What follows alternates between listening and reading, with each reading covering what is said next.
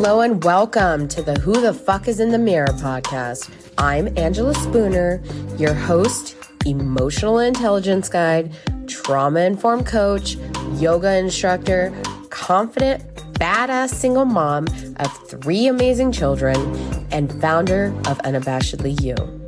This podcast is all about using books, analogies, and metaphors to dive deep into who you really are to yourselves, not just as parents or some fictional version others made you out to be, right? But who the fuck you are. I want you to find your confidently badass, secure version of you that you lost along the way, or maybe you never even had in the first place because you were busy with everyone and everything else. Does that sound about right? So how about we get into the science of why we are a bunch of fucked up individuals who look in the mirror and don't even recognize the person that's staring back. Join me in the best journey you'll ever experience. Why, you may ask? Because it is the journey to transform your self-doubt, insecurity, and overall dysfunctional brain into self-aware, badass confidence and understanding. I hope you're as excited as I am because I cannot wait to get into this.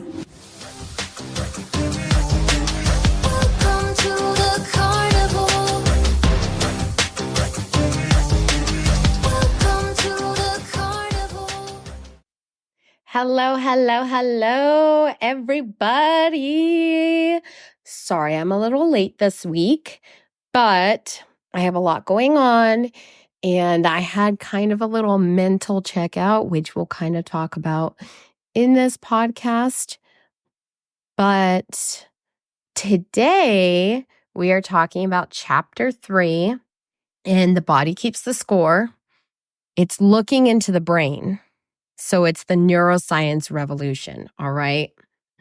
Yogi Berra says you observe a lot by watching. And do you guys ever get those sensations in your body, right? Where you're watching someone and you have the biggest urge to say something, or you have the biggest urge to do something, right? But what if we were to just sit there and watch them and watch their reactions, their sensations, what they're doing, okay? I know we listen to the words, but how are they feeling? The reason I ask that is because in this chapter, I kind of did things differently. Usually I write all kinds of notes and I kind of organize it in a structural way. But this week, I've learned a lot about just my emotional intelligence. And also that's partially because I started my first week for my clients for the 6-week challenge to prioritize them. And it is so true that when you start working on yourself, when you start teaching people about themselves, you get re-triggered. I have never been so exhausted emotionally as I have the last few weeks. And this week, it was insane. No matter what I did, I just couldn't. I looked good on the outside, but internally, I could feel my heart racing. I could feel the tension in my shoulders. And I really believe that it is because of just my growth. It's so hard to teach other people. I have the podcast, I have the business that I've built, and learning about yourself over and over is so enlightening in good but scary ways. So with that, the neuroscience revolution, right? So they did this study where they were able to visualize how different parts of the brain are activated when people are engaged in certain tasks or when they remember events from the past. For the first time, Kolk says that they could watch the brain as it processes memories, sensations, and emotions and begins to map the circuit of mind and consciousness. So we've already talked about kind of some of the hormones, chemicals, things in your brain, right? Such as the serotonin, right? And what happens in the amygdala and all of those things. Here's the thing though. When they did this study, it's these people that they picked basically had very traumatic experiences. And during this study that they did without all this neuroimaging and stuff, the trauma victims were saying how upsetting it was to be suddenly hijacked by images, feelings, and sounds from the past. So they said that several said they wish that they knew what trick their brains were playing on them during these flashbacks, right? They're like, why is my brain doing this to me? Why is my imbalance so extreme mentally when I have these flashbacks? And they come at the oddest of times and in the weirdest ways. Like I can feel when I start to talk about specific scenarios that I experienced with my exes where I felt so dysregulated. There was an instance where I dated this guy and he would like to get to the point where it would hurt me during like sexual experiences. And when I'd ask him like why it seems like you almost enjoy it, and he said, I like seeing you in pain just a little bit. And looking back at it now, I have so much love and so much like empathy and compassion for that version of me that didn't realize how upsetting that was for my nervous system, because I had been in those abusive relationships and this guy thought it was completely fine to put me through those painful experiences. And I thought that I was being irrational and emotional. And the crazy part is that when I actually read this chapter, I felt triggered I felt very triggered when Kolk was talking about a child. He was talking about like, imagine like these children are listening to their parents fighting. And it just reminded me of how heartbreaking it was to watch my children be powerless. Like my ex, he would beat me and he would tell me to get up.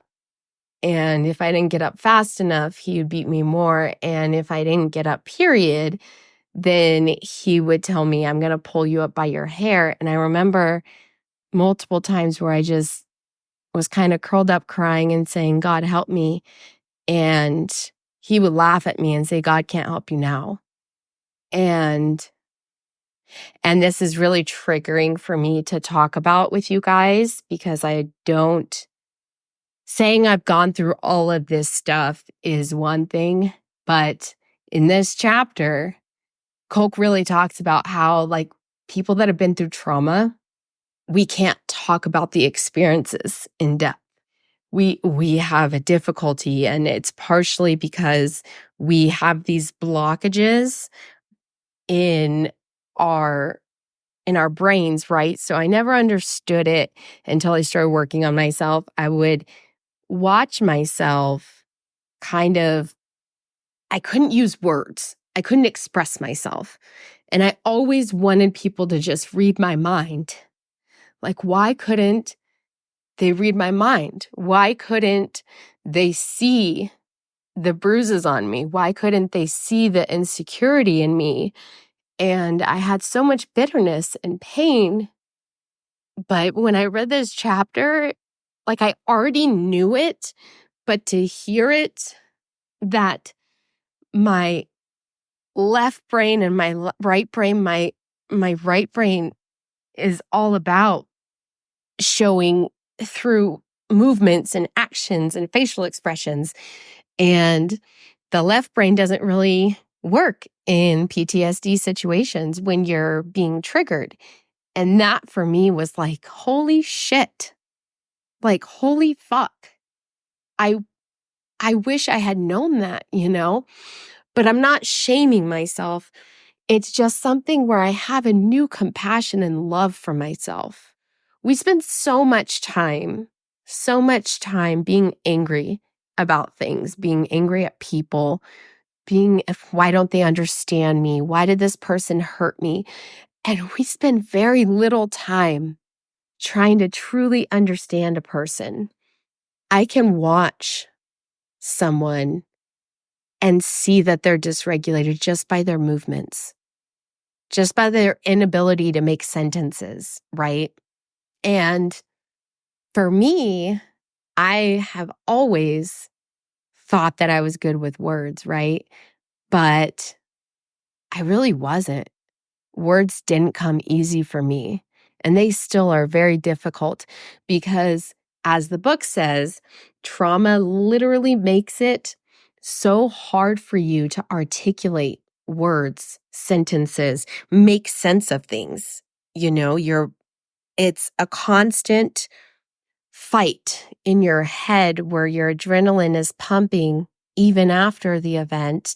Like the situation in here they gave of the lady Marsh who had her child in the car, and very small baby, and she forgot to buckle the seatbelt. She reached back to try and buckle it. And as she did, she ran a red light and a car smashed into her, instantly killing her child. And that was like, ouch, like imagine how hard that would have been for her to cope. And she was a teacher and she could no longer do it because those sounds of laughter were like a constant reminder of the pain. The laughter of the children was like nauseating for her. And I can relate all too well with that because I still have to catch myself sometimes. And it's so hard. It really is to be vulnerable and to say this to you guys. But I feel like this needs to be said, that the pain that people go through inside of themselves is so hard in and of itself. Why can't we learn about these things and have empathy and love for people more? There's so much hatred and there's so much degrading, and God, it's so heartbreaking. I know it's hurt people, but just to hear, like, I can only imagine what this lady Marsh went through consistently. Like, she lost her child, then she couldn't cope at work. And I know that all too well because I was so triggered, especially when I started working on myself. It's like all these things that you push down into your shadows that you've been told that you can't do and you can't say and you can't think. They start coming up, and it's so overwhelming that you can't even make sense of it. You can't even talk regular sentences. And, people that haven't experienced extreme traumatic events can never understand how much pain is inside of this person. Like the Broca's area, right? Coke had talked about the Broca's area. This is the one that is decreased. It's a super decrease, and it's like a speechless horror. Okay. And that's why I'm like, holy shit. I was so bad at talking and speaking my mind. And I would just lash out, and I was so angry, and I could never control my words. And I wanted to get it out so bad that I used my hands for expression. I still do, but I used everything inside of me because there was this part of me that wanted to speak and it couldn't come out. And it's because I was so ashamed in the past, of bringing up those traumatic events. It is not easy to talk about your trauma. It is not easy to hold yourself in that trauma. It's not easy to forgive yourself from any experience. And I know that my trauma is a lot more extensive than most people's, but here's the thing. Everybody, as I've said before, has been through some form of trauma. You just don't know it. The way we act, the way we behave, the way that we process things, there is all forms of trauma just screaming out. Whether you didn't have one of your parents growing up, or whether you had to go through a divorce and you had to watch that pain, I often forget the pain my kids went through, how hard it must have been for them to not feel safe or comfortable. And we can shame ourselves all day and say it's all our fault. But why the fuck are we doing that when we don't have long on this earth? Why are we so bent on holding on to all of that pain? And when I'm getting emotional and crying, it's because it feels so fucking good.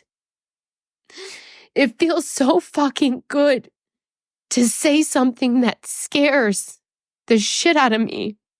It feels so terrifying, but also so empowering, because me 2 years ago could never, ever say that I would always give stuff to my friends or in relationships, gifts, because I couldn't just accept somebody to care about me. Because why would they care about me? It is so hard for us when we are experiencing those traumatic events over and over and over, and you feel all of this tension inside of you. It is so hard to accept that anyone could ever even love you, that there could be a life after. I remember my one of my exes, my ex-husband, when I had decided to get the divorce, he knew that my kids were my world, and people that are mentally sick that need help and don't want to get it, they become this different person, and it is so hard to look at him any other way. But I really try to, because I really do. Even though he did all this stuff to me, I really just wish with all my heart that change would happen. But what I was saying is that he wanted to be able to control me, because that's what he knew. So he grabbed the kids and put them in the car. And it told me I had to get in or he was going to take the kids away and never see me again or never let me see them again. And looking like movie perspective, when you're like watching a movie, and you see it from the third eye and you're not having your emotions in it. Yeah, it would have been wonderful for me to sit there and say, no, I'm not going to let you do that. But those are my children, right? So of course I get in the car and he just continuously is punching my face and and telling me he's going to take us all to deep Mexico. And I remember praying and saying, God, help me, And he was like, he did it again where he said, God can't help you. And he sounded like there was this demon inside of him as he said it. And I remember thinking like, is this going to be it? Is this going to be the time? And I can't tell you how many times in that relationship where I thought that, is this going to be the time? And this is a super emotional episode, huh? Like, God, Angela, stop crying so you can teach us, right? But that is what it's about. I fucking have this podcast not to sit there and for you to say, oh, that was a nice podcast. No, this podcast is so that you understand how possible it is to have so much better of a life than you fucking have. That it is fucking possible. I was almost paralyzed from the neck down. And I was beat with a gun. And I couldn't even see through through one of my eyes, and half of my face looked deformed. I had nobody believe that I was actually getting beat. How do people, they really thought that I made it up. And that shows the power of, manipulation and the power of, narcissism and how you can sweet talk someone so much and they'll believe you. And I let everybody make me believe that I was crazy. And really, I was just hurt. And I just wanted someone to understand me. I wanted that so bad, but I couldn't even accept who I was for myself. And I've heard a lot of comments about people saying it's nice. And I really thought about it. And I said, people are saying it's nice because I'm not getting to the heart of it. I'm not getting to the point of wanting so badly to be able to be calm in a situation, but feeling like this situation is going to kill you. Being so terrified in an argument because you don't know if that person is going to beat you, because that's what you had happen to you for years. And you don't feel comfortable to talk to anyone about it. Hell, that's why I have this fucking business that I have. Because I just wanted to talk to people about it, but I couldn't accept it for myself. I couldn't accept who I was. It's because I would hear all this stuff about shadow work, inner child work, which is beautiful, and that's part of my business. But when I did it, I realized there was more to it. And I remember being told in one of the programs for shadow work, if you have trauma, that's not the space for this, or that this isn't the space for trauma. And I remember thinking that can't be fucking right. And it's not. We all want that superficial happiness. We all want that let's focus on the present and let's focus on the future. How the fuck can you fucking have a meaningful, wonderful life if you can't even accept those parts of you that are hurting? How can you accept you and accept anybody else fully? How can you heal from being raped or being molested or being beat or being cheated on. How can you accept any of those parts of you if you don't even know what's going on with your body? If you don't understand that it's more than just sitting there and noticing that you have shadows and inner child work that you need to work on. It's noticing that there is an actual chemical imbalance in your brain, and that part of your brain is not functioning properly and allowing you to have that speech.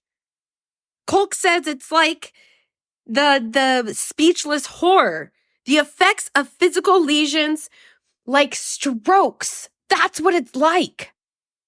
Have you tried to have a conversation with somebody that's had a stroke? How frustrating it is, not only for the person trying to understand them, but for the person experiencing it. Imagine wanting to say something so fucking bad, but you don't know how to say it, who to say it to, or how to understand it and accept it.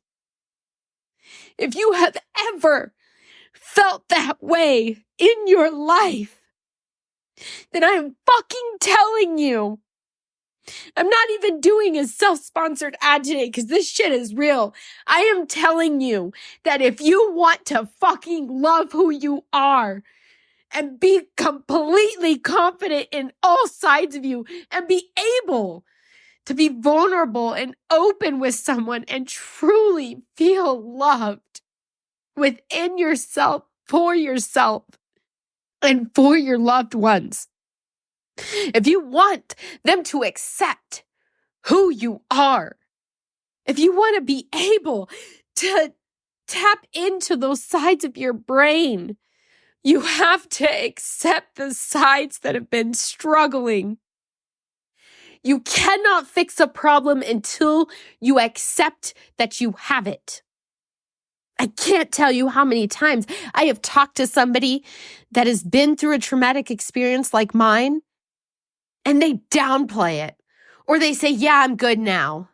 Why? Because you have a business of your own? Because you have a thriving job? How many times have you gotten fucking triggered? How many times has your blood boiled and you shame yourself? How many times have you struggled to be validated by everyone else because you can't validate yourself? You cannot expect anybody else to give you validation when you cannot validate yourself. Yeah, I'm getting aggressive in this one because it's so fucking important. So important. And yes, this is a different side of me. But guess what? I accept all sides. I accept all parts of me. I accept that it is not easy to be in a healthy relationship because you don't even know if it's healthy anymore. Because you've been in toxicity your entire life. Or you've just shrugged your shoulders and said, I'm good where I'm at. How many times have you felt that? You're in denial over and over again. You're afraid.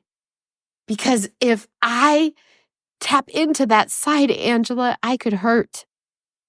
If you don't tap into that side, you will always hurt. There is no greater joy than being able to have emotions and still talk. I haven't paused this not once because it is so much easier to just accept who I am when I do the work to accept it.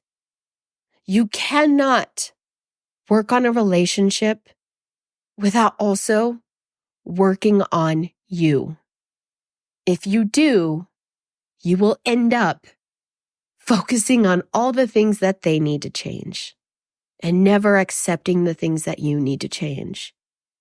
We want to be safe. We don't want our heart rate to go up. We want to tap in to a calm version of us. We want to tap into loving ourselves, but we don't want to do the work associated. We give ourselves excuses because it is easier to give ourselves excuses than to accept the fact that we do have a fucking problem. Did you know that there's a lot of research out there that shows that these people that are quote unquote alcoholics or drug addicts or sex addicts, they focus on the problem instead of focusing on the core of it all. Where did this all begin? I remember a woman telling me that, childhood trauma. She's like, we're not about that. We're not looking at the past. We want to look at the future. I fucking do not agree with that in any way, shape, or form. Because that trauma, that experience from the past is always going to be there.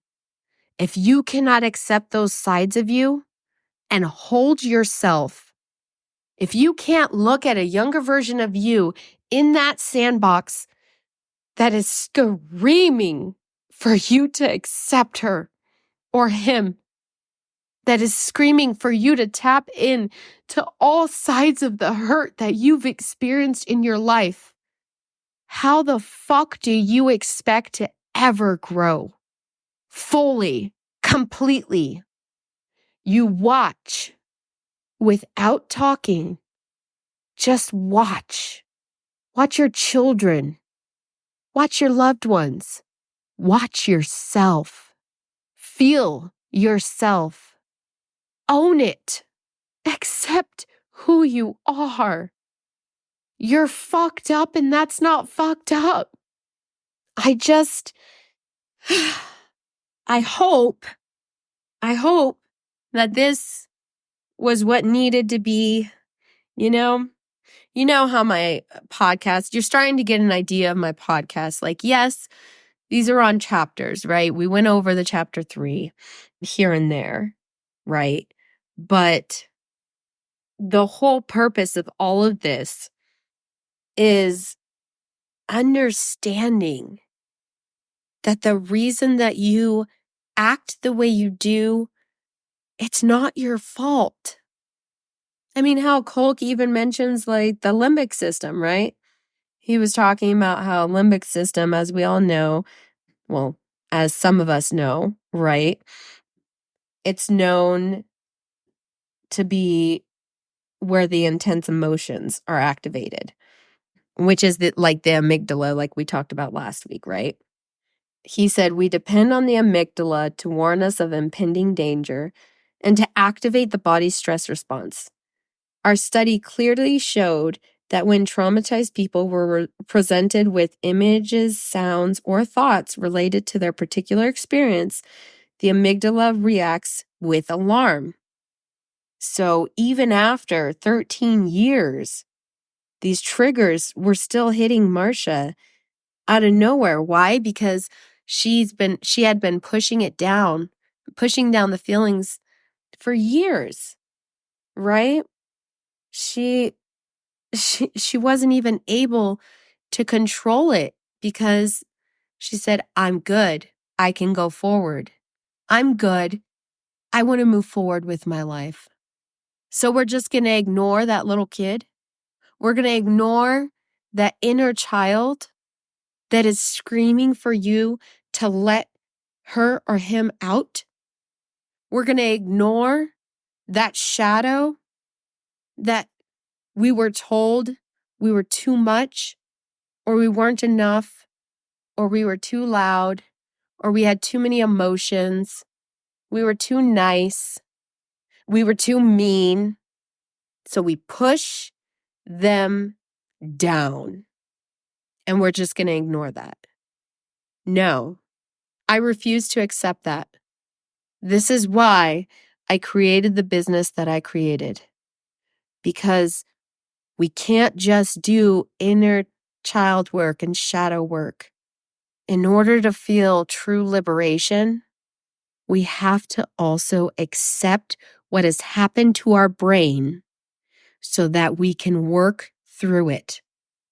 In yoga, meditation, breath work, if you have to fucking get up and go running, be aware of those things. If you need to put your hand on your heart, be aware of those things. But change is possible. I don't want you to have terror, rage, helplessness. I don't want you to not be able to articulate those feelings and feel like it's impossible. It is always possible to change. You just have to break those fucking walls down and accept it. Accept all parts of you.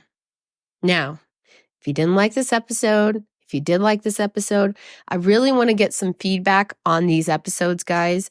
I want to know what's helping, what's not helping. I can't help you if I don't know how to help you.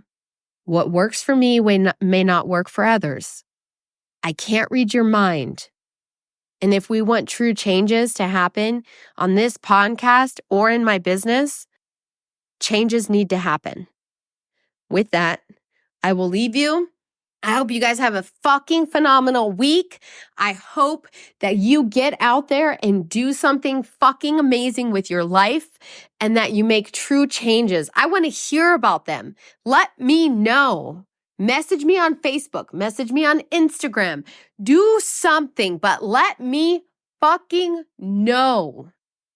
I love hearing people's stories. Don't be fucking scared. And with that, peace!